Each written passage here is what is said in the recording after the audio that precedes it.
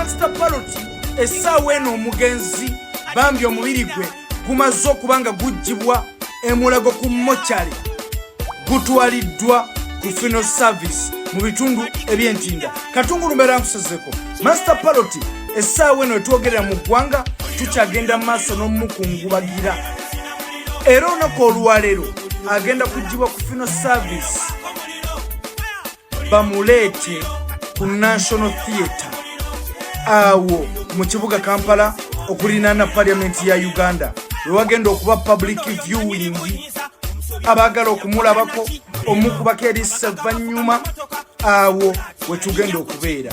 Bannange bitalo bikyali bitalo byennyini.